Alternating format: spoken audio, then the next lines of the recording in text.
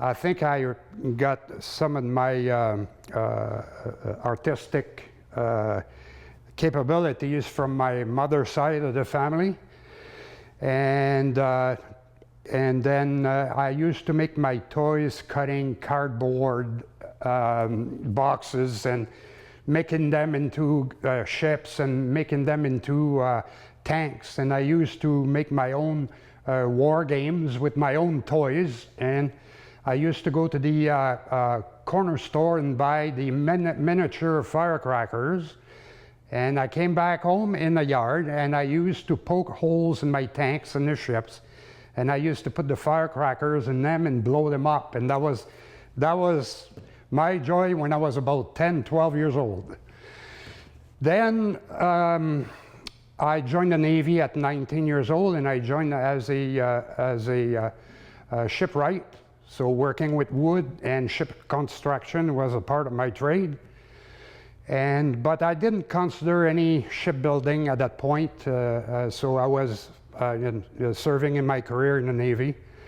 And after 30 years of service, then I went working for another company working on fire trucks, and I injured my back, and I was found at home not doing anything, recovering and just turning my thumbs, and I was going berserk to the point where I should start doing something, and my childhood came back into me.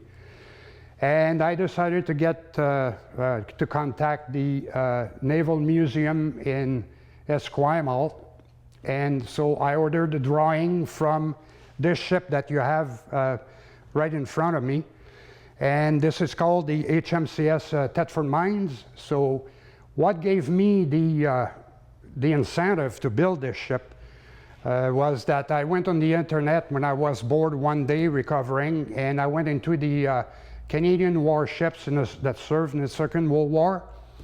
And as I was going through the frigate class of ships, I found the name Thetford Mines. And Thetford Mines was my hometown.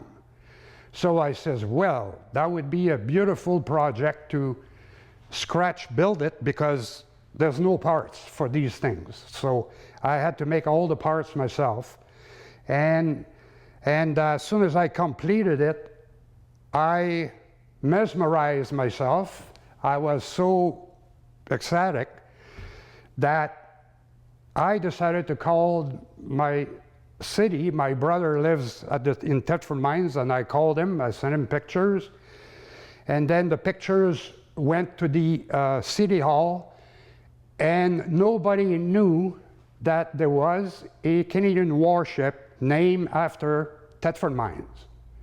So now we're breaking grounds, and I said, I promise that when I go back to my hometown in Thetford Mines, I will bring the ship with me and I will donate it to the City Hall. The most is to follow the scale, because every ship that I build on a scale, and it's to make them as accurate, as detailed as the original as possible.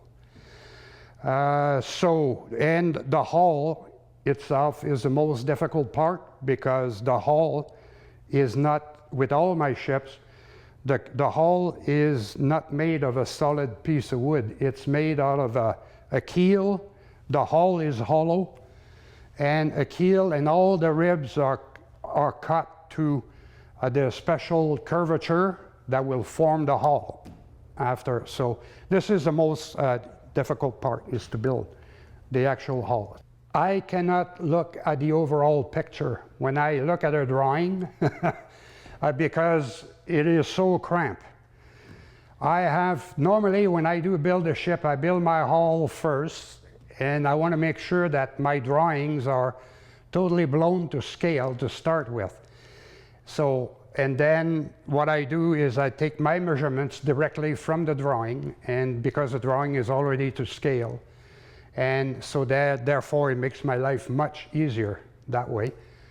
And then I start always from the front end of the ship, working my way back. And that's how I don't forget any details that way, because if I start picking at different areas, then I will forget a bunch of stuff. I have built the Blue Nose 2.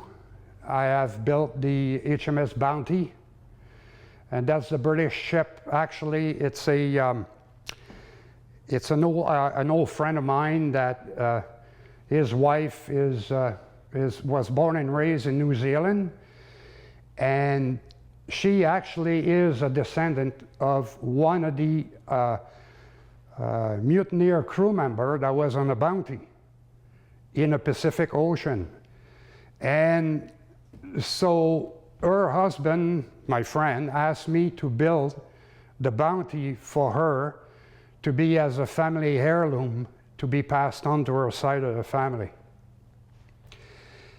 I have built the Titanic for him as well.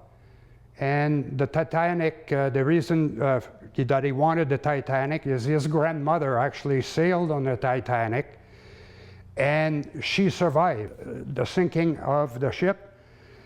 And so he wanted the Titanic for himself. And the Titanic now stands on the fireplace mantle in his living room. So. And then I built the aircraft carrier, the Nimitz. I built I built the HMS Victory that served in the British Navy from 1758 right up until 1805. And it's the oldest ship present that is still commissioned in England, in Portsmouth, and it's in dry dock for the rest of its life. But it's still commissioned at its age. So I built, then I went to the Thetford Mines, and then I built the HMCS. Once I built the Thetford Mines, then I should do the Skeena. And the Skeena was my first ship that I served on when I joined in the Navy. So I kind of figured that I should revive some long-lived memories by building these ships that I served on. And the other purpose too is all the ships that I served on, just to tell you how young I am in age, is all the ships I was on, they either artificial reefs or they were broken apart for razor blades. So having said that, I decided to make this a venture for me to revive as many as possible all the old Canadian warships and to build them to as many as details and as accurate as possible to what they used to be, because they all got a story to tell. As I was building all my ships, I built them off my garage at home, and my next door neighbor, who happens to be a Sikh, he could see that I was building these ships back and forth, and one day he approached me because he told me that in 1914 some of his relatives came on that famous voyage to Vancouver Harbor on board the Kamagata Maru, and the ship was turned around, and so a lot of people who were on that ship, when they returned to India, they were persecuted because they left the country illegally. But he wanted a family heirloom, and he wanted me to build the Kamagatu Maru. So I decided to make that it was a very, very deep challenge for me, because the information available to build it were basically non-existent. So I had to do a lot of research myself to try to find the drawings. And the Kamagata Maru was first built in 1890, and it was built by a German, it was commissioned through a German government, from a German company, as a steamer freighter. And it served for some years in Germany. And then Japan bought the steamer, and they renamed it the Kamagata Maru. And this is why it was so hard to find where this ship was built originally, because it had two names. And I was able to find out that it was built in Glasgow, Scotland in 1890, and I was able to procure the drawings through Lloyd's Registry in London, England.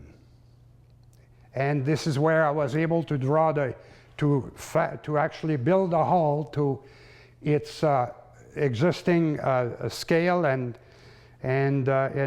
details. So as far as the deck equipment, I had to Google crane, a deck crane in the 1900 era on a steamer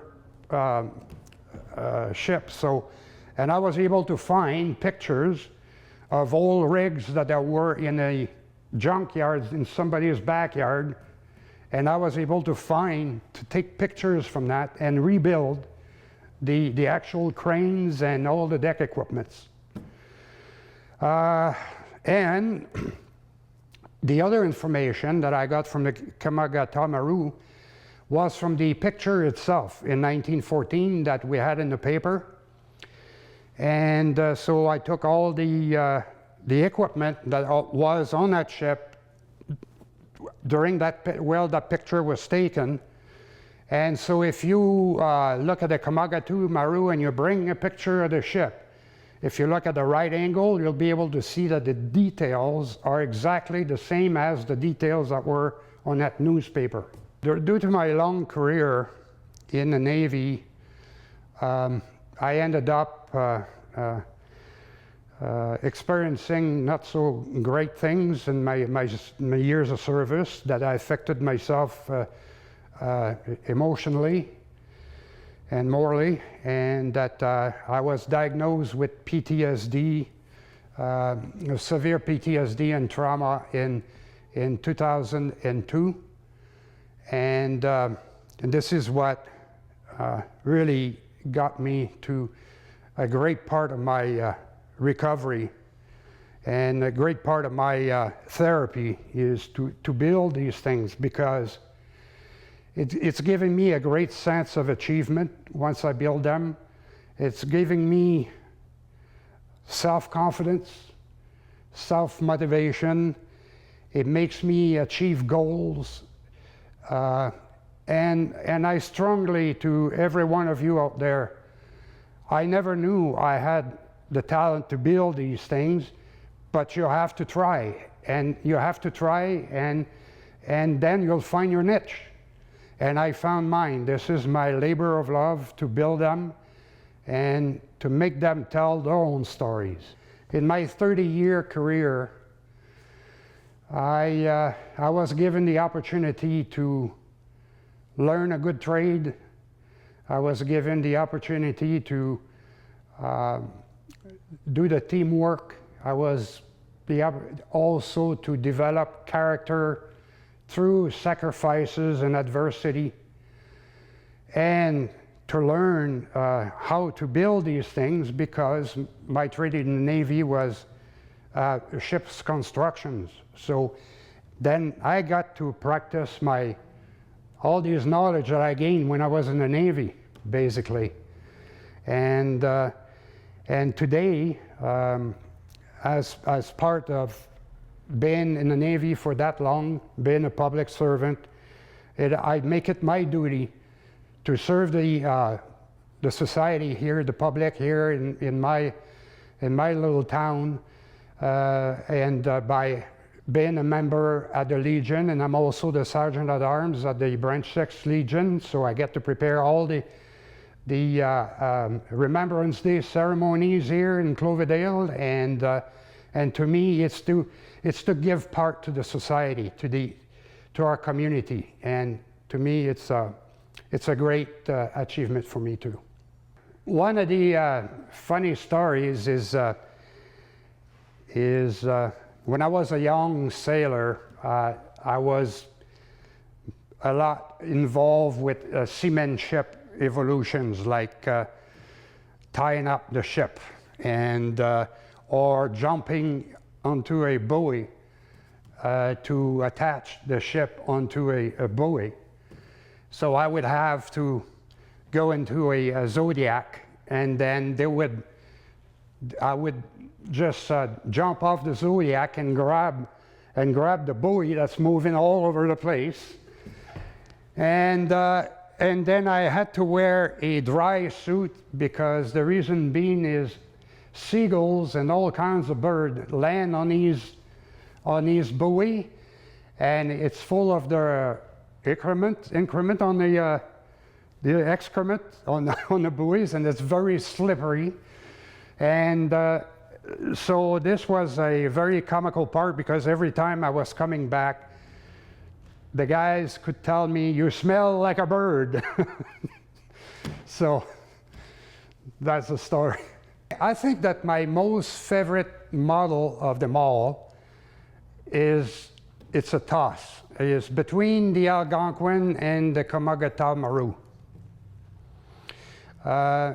Because the Maru gave me some unique challenges, and to discover the information, and also the Comagata Maru, to my knowledge and to my next door neighbor's knowledge, it's the only model or a replica of the Maru itself in its existence. So it's the very first one. I just hope that everybody will enjoy, and especially the young children.